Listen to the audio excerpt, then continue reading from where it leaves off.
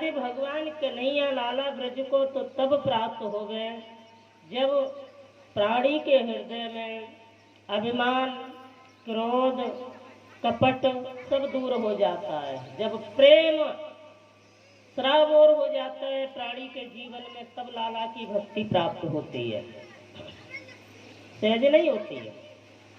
भगवान श्री राम की कथा सुनने के बाद जो जो रामायण में पात्र हैं आदर्श, माता पिता भाई पत्नी, जो मेरे राम जी ने फॉलो किया था जीवन में हम सबके लिए, उन मर्यादाओं पर कहीं हम सब पे न चल सके तो कम से कम तो चलने का प्रयास करें, तब कृष्ण भक्ति प्राप्त होती है। ऐसे नहीं होती है। कृष्ण की कथा सहज समझ में नहीं आएगी।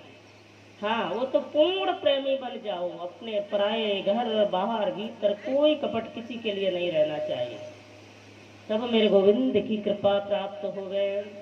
लेकिन भोले बाबा बड़े भोले भाले हैं, बड़े भोले भाले हैं। एक बार माँ भगवती ने, आज शक्ति ने, ये देवी भागवत के 2 शब्द हम लेंगे यहाँ। जब ब्रह्मा और विष्णु और नारायण का अवतार किया, प्रकट किया, प्रादुर्भाव किया, निर्माण किया, कैसे किया? देवी दृष्टि से, यानी इतना प्रकाश सारे संसार की ममतामयी माँ। कभी कभी लोग समाज में आज भी आवाजें उठाते हैं कि महिलाओं को कथा नहीं करनी चाहिए। प्रभु कृपा से हमारे जीवन में तो कोई नहीं आया अब तक 24-25 वर्ष में, लेकिन हमने सुना है पीछे पीछे, और उसका जवाब नहीं होता है। क्यों नहीं होता है? अगर ब्रह्मा विष्णु महेश का भी किसी ने इस धरती पर प्रादुर्भाव किया है ना, तो केवल माँ ने किया है। अगर नारी शक्ति नहीं होती तो इस मनुष्य का अर्थ ही क्या है? कोई भी नहीं। ये संसार, ये भारत की पवित्र भूमि सतियों से भी पूजित रही है, सदैव से फलित रही है। इस भारत की भूमि पर, पवित्र भूमि पर राम श्याम कृष्ण जैसे माँ की गोदी से प्रकट हुए हैं, आपकी गोदी से प्रकट हुए हैं। और इतने ही नहीं, सरदार भगत सिंह वल्लभ भाई पटेल जैसे, स्वामी विवेकानंद जैसे परमहंस, और इतना ही नहीं, छत्रपति शिवाजी जैसे, चंद्रशेखर आजाद, भगत सिंह, महात्मा गांधी जैसे आपकी गोदी से पैदा हुए हैं। तो माँ से बढ़कर के तो दुनिया में कोई स्थान है नहीं। अरे इस पर टिप्पणी करने वाले का अधिकार क्या है? जो अपनी माँ का सम्मान नहीं करता वो किसी का सम्मान नहीं करेगा। लेकिन हमें उन मर्यादाओं को समझ लेना चाहिए, उन मर्यादाओं को हमें समझ लेना चाहिए। भगवान भोलेनाथ ने यदि गुरु बनाया है तो माँ भगवती को बनाया है। परम हंस सुखदेव जी ने, जो भगवत कथा के प्रमुख वक्ता थे, उन्होंने यदि गुरु बनाया तो राधा रानी को बनाया हुआ। और भगवान कृष्ण आनंद कंद मुरली मनोहर माँ के बिहारी जी ने यदि गुरु बनाए हैं किसी को, तो राधा रानी को बनाया हुआ अपने जीवन में। ये संसार की गति ही नारी से चलती है, प्रकृति ही नारी शक्ति है, प्रकृति ही हमारा जीवन है। घर में भी, वन में भी, और बताया भी है कि घर में नारी, वन में नारी, नारी से संसार, और नारी नहीं तो नर भी नहीं है। नारी बिन सब बेकार, नारी की महिमा न्यारी, नारी बिन होती पारी। नारी के बिना सब बेकार है। नारी का सम्मान होना चाहिए, और नारी के अपने लक्षण भी सम्मान के योग्य होना चाहिए। और इतना ही नहीं, ऐसी ऐसी नारियां हुई हैं। भारत की वही तो एक नारी थी जिसने संसार की बात छोड़ दो, धर्मराज से, यमराज से जाकर के युद्ध करने की कसम खा ली। कौन? अश्वसुता सावित्री, अश्वपति राजा की कन्या सावित्री, जिसने यमराज से सीधा संग्राम किया, सोचा भी नहीं एक पल। क्यों? आप सब कथा सुने हो, जानते हो, नहीं जानते हो तो समझ लीजिए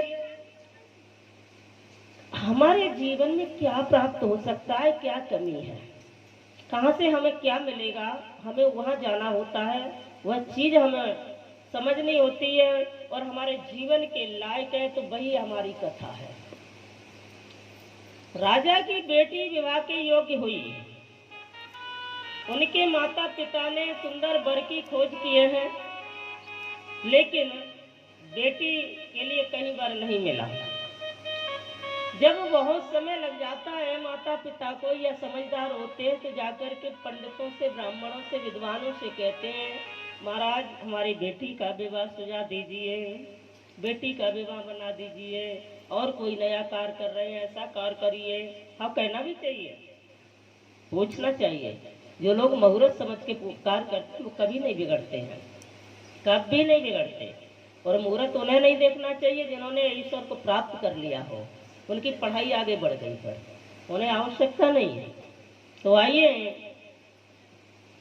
किसी ने बताया कि अश्वपति एक राजा है, उनकी बेटी विवाह के योग्य है, कहीं वर नहीं मिल रहा। तो जाकर के उन्होंने देखा एक गरीब परिवार का, जिसका नाम था सत्यवान। सत्यवान जी बहुत गरीब परिवार के हैं, माता पिता हैं उनके अंधे, और उनके माता पिता का नाम था उद्यालग मुनि चंद्रकला। अपने माता पिता के लिए सुबह होते ही लकड़ी काटने जाते हैं, पेड़ों पर, वृक्षों पर, वनों में जाकर के लकड़ी काट करके हाथों में छाले पड़ जाते थे, काटते काटते बाजार में गट्टर बना के सर पर रखे ले जाते हैं। जब कहीं बिकती है तो उससे अन्न चावल ला करके भोजन तैयार किए और मैया बाप को प्रसादी तैयार करते हैं। लेकिन यही उनका काम था, यही उनका व्यवसाय था, इतना ही उनका जीवन था, इससे ज्यादा नहीं। बेटी ने उस वर को पसंद कर लिया, कहाँ राजा की बेटी और कहाँ गरीब बेटा है। इसके न घर है, न मकान है, न दुकान है, न रिश्तेदार है, न परिवार है। मालूम है, आप लोग जानते भी होंगे, इस चीज को अनुभव भी किया होगा। और इसीलिए भगवान से फिर वो एक दीन दुखी गरीब और कुछ नहीं कर सकता, केवल भोले बाबा के दरबार में अर्जी लगाता है, भगवान कृष्ण के दरबार में अर्जी लगाता है, माँ के चरणों में विनती करता है, इसके अलावा उसका कुछ नहीं रहता है। कब? जब वो दीन दुखी और गरीब हो जाता है। और यही प्रार्थना है उस परम पिता से कि भगवान सबको सब कुछ देना, लेकिन किसी को, कि मेरे भगवान किसी को गरीबी न दो, मेरे भगवान किसी को गरीबी न दो, मौत दे दो मगर बदनसीबी न हो, मौत दे दो मगर बदनसीबी न हो, मेरे भगवान किसी को गरीबी न दो, मेरे भगवान किसी को गरीबी न दो,